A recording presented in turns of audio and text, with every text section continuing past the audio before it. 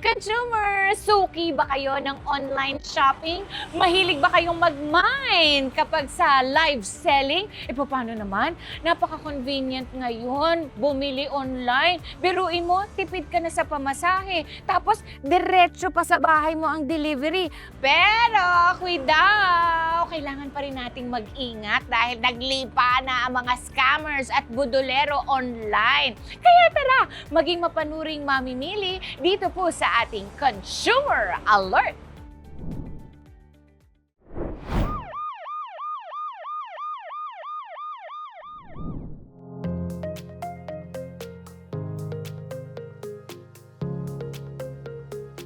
Consumers, alam nyo ba na sa unang 8 buwan ng 2025, nakapagtala ang Philippine National Police Cybercrime Division ng 1,335 online selling scams. Yan yung recorded. E paano yung mga hindi nakakapagreklamo? Hindi yun recorded, kaya tataas pa ang bilang na yan. Ano nga ba ang mga batas na pumoproteksyon sa atin laban sa mga online selling scams? Para dyan, kasama po natin ang OIC Division Chief ng Online Complaints and Mediation Division ng E-Commerce Bureau ng Department of Trade and Industry.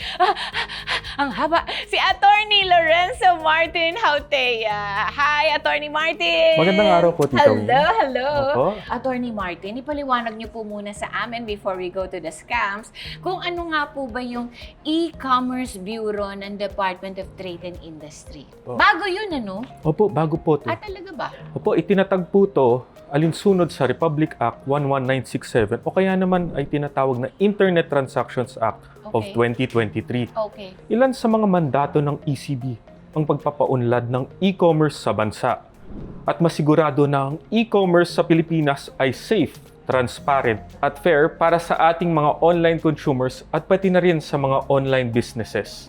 Ang aming opisina ay may mandato na mag-develop ng mga programa at polisiya para sa pagpapalago ng e-commerce, pagbibigay protection sa mga online consumers at pag-promote ng safe at trusted digital marketplace. Okay, very good. Dahil ito sa proliferation ng mga online selling platforms at saka online sellers din naman, ano? Yes po. Okay. So, sa inyong e-commerce bureau, ano yung Internet Transaction Act at bakit ito mahalaga sa mga online buyers? Well, over the last few years, lalo na po noong pandemic, nakita at naramdaman po natin ang importance of going digital. At nakita po natin how e-commerce has grown rapidly in size and scale in the country. Dahil dito, the need to have legislative measures for the protection of both our online businesses and consumers became more apparent. Kaya po, ang Internet Transactions Act of 2023 is a legislative landmark for all Filipinos, lalo na po ang ating mga online businesses at mga consumer. Nilalayo ng batas na ito ay maging mas ligtas at maayos ang online buying and selling between merchants and consumers. So, ano-ano ang sakop ng protection na ito, attorney? Under the law, sakop po nito ang mga business-to-business or B2B transactions. Ang business-to-business transactions ay tumutukoy sa mga transaksyong nagaganap pagitan ng dalawang negosyo. Sa ganitong uri ng transaksyon, ang isang negosyo ay kumikilos bilang mamimili habang isa naman ay bilang tagapagbenta. So, may buyer, may seller. Yes Yun po. yung B2B transaction. Opo. Okay. And then? Sakop din po ng Internet Transactions Act ang business-to-consumer transaction. Magkaiba yun sa Opo. B2B. Ito naman B2C. Yes po. Okay. Ito ay isang online transaction sa pagitan ng negosyo at isang individual. Karaniwan natin itong nararanasan gaya ng pagbili ng isang consumer product sa Shopee o Lazada para sa personal na konsumo o kaya naman bilang regalo para sa isang kapamilya. The only difference is that ang B2B po ay one between a business to a business. Kumbaga po, manufacturer to a supplier, supplier to a retailer. Okay. Company to company. Yes po. Opo. So, yung consumer as the person, Yes an po. individual. Opo. Ako yon pagka nagsascan ako at nag-add to cart. Yun Opo. yun. Yes po. Okay. So, yung mga provisions nila are different? Yes po. Iba Okay. po ang treatment dyan. Paano? Katulad po sa business-to-business transactions, Mm. dati po, hindi po yan saklaw ng Republic Act 7394 o kaya naman ang Consumer Act of the Philippines. Okay.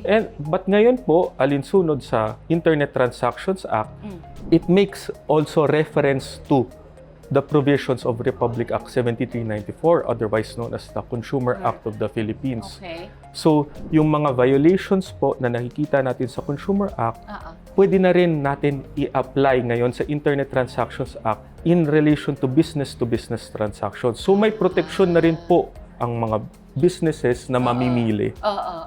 Meron na ba kayo naitala na mga bogus sellers, bogus companies, or mga pangit na kalidad na as opposed to sa pinapakita nila online Opo, ng mga produkto? marami na Meron po. talaga. Opo. Tapos, ayon po sa kapangyarihan na binigay sa DTI ng Internet Transactions Act, may kakayanan po kaming mag-issue ng subpoena, takedown orders, at blacklisting po. Wow! Blacklisting, hindi na sila po pwedeng magbenta? Opo. At kung minabuti po ni DTI, pwede rin po siyang magsampa ng mga formal charges. Wow! Kung saan naman po ay pwede tayo magpataw ng administrative fine ranging from 20,000 pesos to 1,000,000 pesos po. Ano yung basis ng penalties? Kadalasan po, pag may violation po ng ibang mga batas, pwede po mag-refer ang partner agencies natin ng kanilang findings sa e-commerce bureau for appropriate takedown. Tapos pag may formal charge po, dadaan po yan sa adjudication process at ang adjudication officer na po natin ang magpapataw ng fine. Okay, mag-detalye tayo, attorney, no? Halimbawa, ano ang proteksyon ng mga mamimili kapag ang produktong dumating sa kanila sira, peke, o mali? Under Section 20 of the Internet Transactions Act, kapag may defect, sira, nawawala yung item, o hindi nasunod yung warranty, basta hindi po ito kasalanan ng consumer, may karapatan sila mag-request ng repair, replacement, o refund. Yan po ang 3 Rs. O iba pang mga Parang remedies. yung ba sa in-store, transaction? Yes po. Okay. Kapag nag-request ng replacement o refund ang consumer, ang gastos sa pagbalik ng produkto ay sagot naman ng online merchant. Maliban na lang kung may ibang kasunduan ang buyer at seller. Okay. And what would that be? It would be in the form of an agreement po.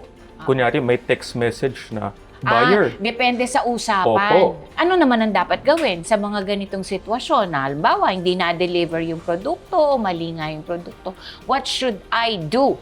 kapag hindi na-deliver ang item o biglang hindi na sumasagot ang seller, maaaring ipaalam sa platform kung saan isinagawa ang purchase. Halimbawa, kung ang seller ay nasa Shopee, ang consumer ay maaaring direktang makipag-ugnayan sa Shopee customer service upang magsampa ng reklamo. Kung wala pa ring naging resolusyon mula sa platform sa loob ng 7 calendar days, maaari na mag-file ng complaint ang consumer sa Department of Trade and Industry. Ayon sa batas, kinakailangan i-exhaust muna ng consumer ang 7 calendar days ng pakikipag-ugnayan at pakikipag-coordinate sa online merchant at digital platform bago lumipat sa DTI. Bahagi po ito ng internal redress mechanism ng online businesses. That's the problem, attorney. Ang haba ng proseso. Parang para sa akin, sa halagang 200 pesos, pagdadaanan ko ba yung ganitong proseso? Wag na lang.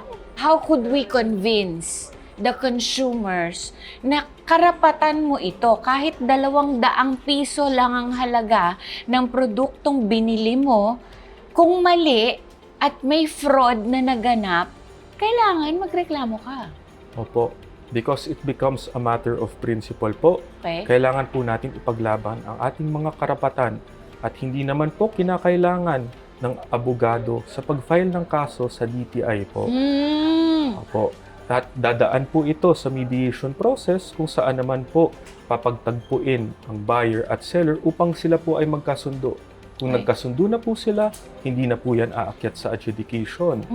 So, iwas na po tayo sa expenses sa pag-file po ng kaso.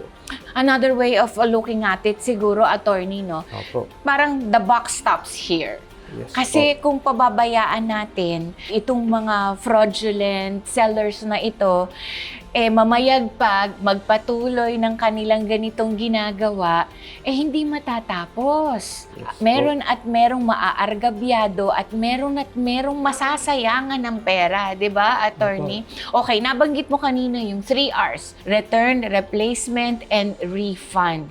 Nasusunod ba ito online? Opo, nasusunod po yan.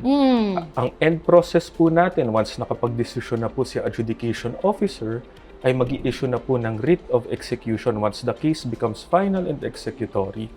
Okay. At itatap naman po natin ang ating mga sheriff upang po habulin ang mga erring online sellers po. Paano yung mga online selling platforms? Pwede rin ba silang managot? Pwede po, malinaw na nakasaad sa batas na ang obligasyon ng mga e-marketplaces. Isa sa mga ito ay ang tungkulin nilang tiyakin na ang mga online seller na nasa kanilang platforms ay sumusunod sa umiiral na batas at regulasyon.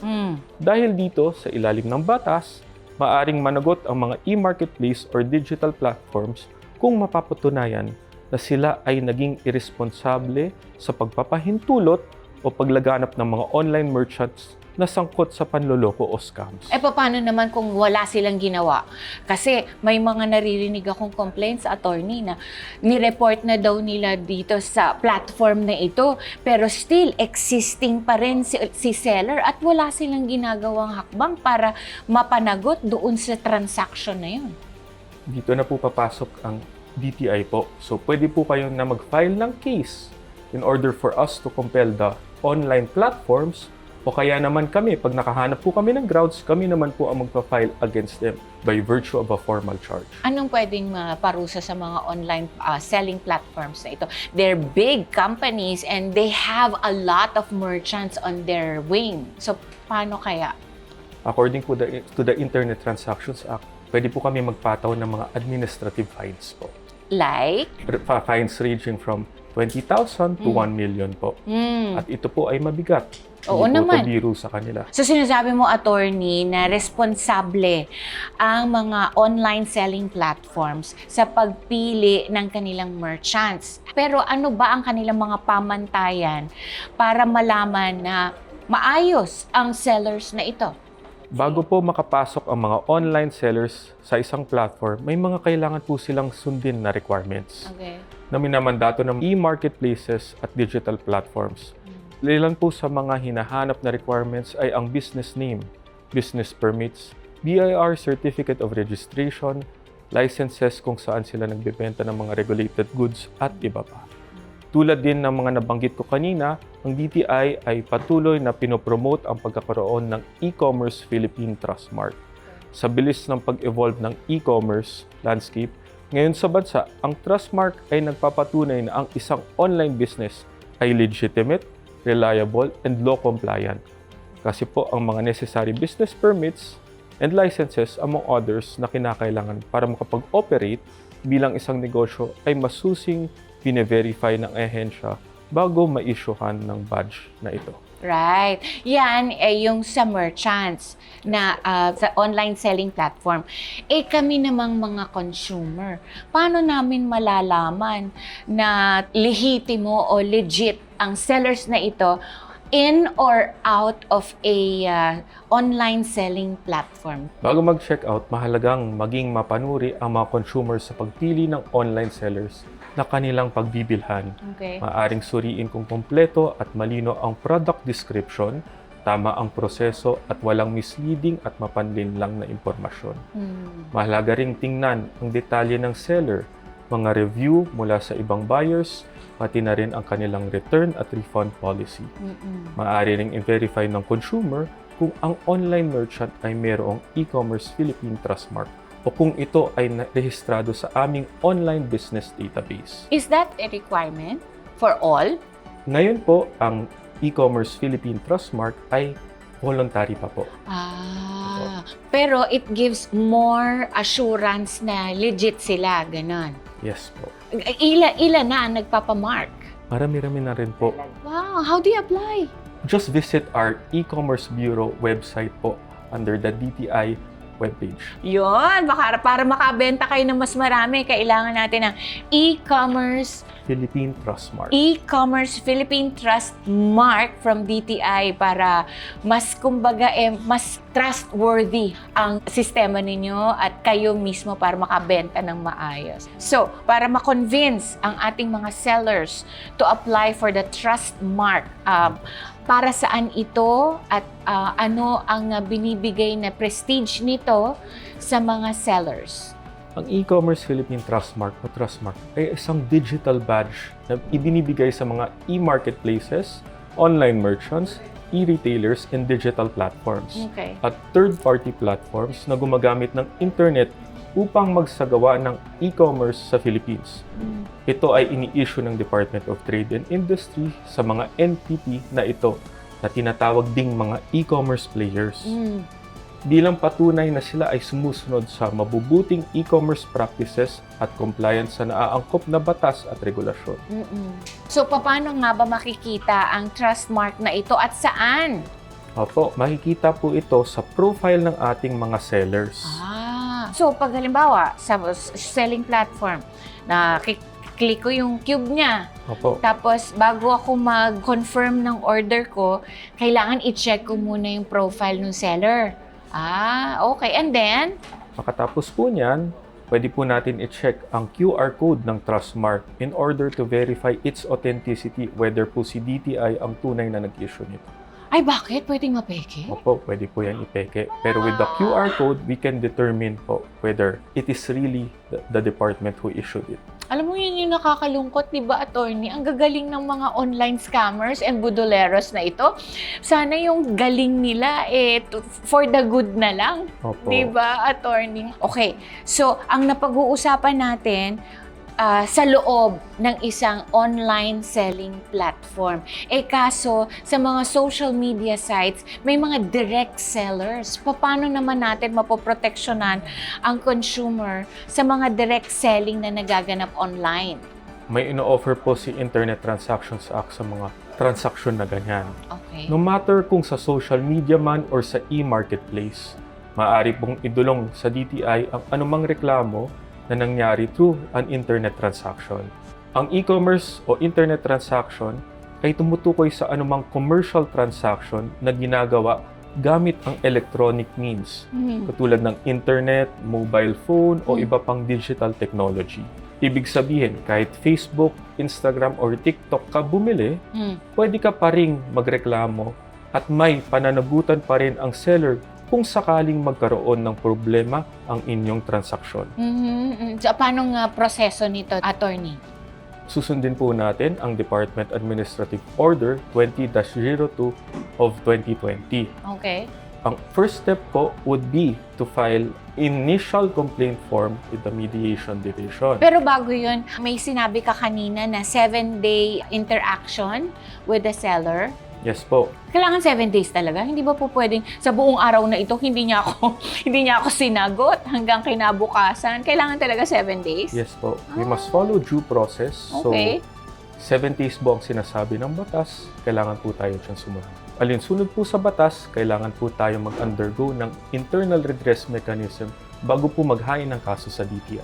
Anong mga proof na kailangang i-submit sa DTI para ma-entertain ang aking reklamo? Magandang tanong po yan. Una po, kumuha po tayo ng mga screenshots. Ipunin po natin. Admissible yun for the complaint. Okay. Sige. Yes, ma'am. Okay. So, screenshots of conversations Yes and po, then? mga text messages po yan. Kung ano po yung posting nila. Kung may mapanlin lang ba silang pinost, kaya tayo naloko. Okay. Pwede din po yun. Okay. Pati na rin po ang ating narration. Kung ano po yung mga nangyari, blow by blow po tayo. Meron akong idudulog sa'yo kasi may nag-complain sa amin. Ano po? 3 parties involved. May seller, may buyer, may bogus seller, at saka may delivery rider. Okay. Si Orig seller nag-post for sale, washing machine. Nakita ngayon ni bogus seller, fake seller. Kinuha niya ngayon yung post ni original seller at pinost niya. Tapos, nakita ngayon ni buyer yung post ni fake seller. Nag-reach out siya kay fake seller, not knowing na hindi siya yung original seller. Eh, di nag-usap sila. Merong naganap na agreement at merong naganap na pick-up.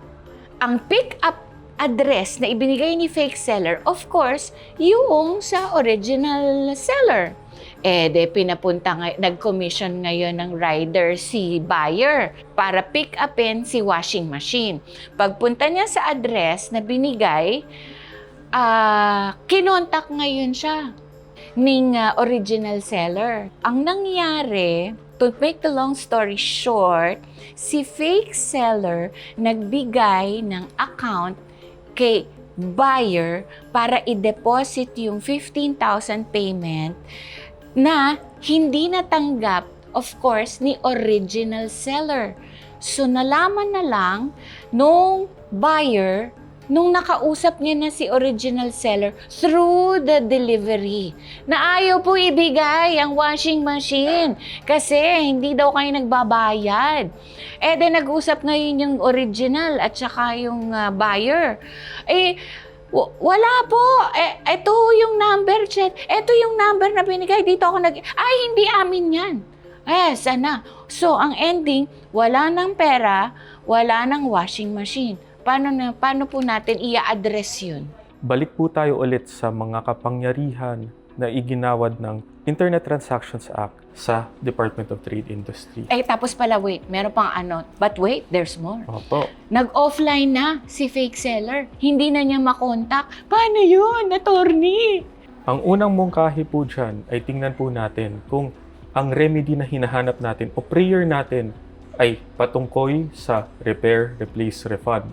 Kung hindi po papasok doon, then baka ibang ahensya na po ang may toka ng reklamo po na yan. Ay, so hindi na DTI? Posible po. Kasi tandaan po natin, ang replacement hindi naman po applicable dito. Kasi wala naman produkto. Opo, hindi rin po. Yes, refund, wala rin. Opo, Hindi ang naman refund, hindi naman po naiabot sa original seller ang pera. Wala po siyang ibabalik sa buyer. Okay. So merong mga kaso na hindi sakop ng DTI. Ngayon, kung sa mga ganong sitwasyon, kayo ba ay may maitutulong para mai-refer sila sa mga tamang ahensya na makakatulong sa kanila? Yes po. Okay, good. Opo. Ang DTI po, alinsunod sa aming implementing rules and regulations, ang rules of procedure po namin sa mediation and adjudication ay may no wrong door policy. Ito na po ang tulong namin sa mga consumer. Libre lang po ito. Na lahat po ng complaint ay pwede pong dumaan sa mediation. Kung saan naman din po i-determine ng mediation officer kung tunay nga po kay DTI yung complaint o hindi. Tulong-tulong para sa kaunlaran din naman ito. Very good yun. Okay, so ano ba yung maipapayo mo? Meron ba ang top 3 suggestions or tips para hindi maloko? Opo. So sabi po nila, always think before you click. Bago po kayo mag-check out ng inyong mga order, kilatisin ang online seller sa pamamagitan ng pag-check ng reviews at ng kanilang pagiging lehitimo. Isa sa mga inirerekomendang paraan ng pagkilatis ay ang pag-verify kung ang online seller ay may trust mark o nakarehistro sa online business database. Pangalawa, basahin ng mabuti ang product details, presyo at refund policies ng seller. Pangatlo, mag-ingat sa mga presyong sobrang baba dahil kadalasan ito ay indikasyon na scam o fake products ang kanilang binebenta. Lagi po nating tandaan na ang pagiging mapanuri ay susi para sa safe online shopping. Sabi mo, isa sa mga pamantayan yung tingnan yung reviews. Paano kung walang reviews? Red flag ba yun? Hindi po. Pwede rin naman pong may Philippines trust mark sila o kaya naman rehistrado sa online business database. Kaya nga po, minumungkahi po namin. Mag-register po sa amin. Correct. Hindi kasi ngayon ko lang na-discover, attorney, meron palang 2 klase ng reviews. product review at saka shop review. Yes po. So yung shop review is good enough as basis na legit sila at maayos na kausap. Yes po. Ayun. Importante talaga na magbasa. Kasi yung iba, pag nakita lang yung picture, ay maganda, click na agad, Opo, no? opo. Oo. So, kailangan tingnan talaga yung detalye ng post. To recap our conversation on online selling scam, ano po ba ang mensahe ninyo sa ating mga consumer attorney? In our everyday life, nakikita po natin that we are already in the digital age. Kung negosyante ka man o consumer, lahat tayo ay nagiging parte na ng e-commerce ecosystem. And being part of this ecosystem, we all have our roles to play. Kami po sa gobyerno, asahan ninyo na patuloy naming susuportahan at pananatilihin ang pagkakaroon ng safe na e-commerce para sa bansa. Kayo naman po bilang negosyante at consumer, hindi sapat na marunong ka lang magbenta at bumili online. Let us make it a habit to know your rights and obligations para mas maproteksyonan natin ang ating mga sarili laban sa mga scams at fraud. At higit sa lahat, maging enjoyable at convenient ang ating online shopping. Well said, Attorney. Maraming salamat. So, maraming salamat. Attorney din po. Martin, clap, clap, clap! Thank you po.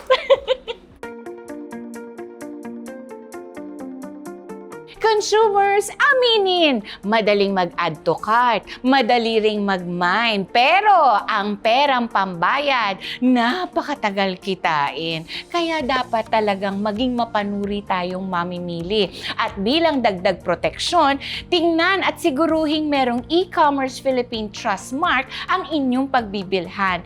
Narito, tandaan ninyo, lagi-lagi ang Department of Trade and Industry o DTI na gabay para sa inyong pamimili at handa ring maging kakampi para labanan ng mga manloloko, online man o sa physical store. Muli, ako po ang inyong Tita Winnie Cordero at ito ang Consumer Alert, ang inyong gabay at kakampi tungo sa matalinong pamimili.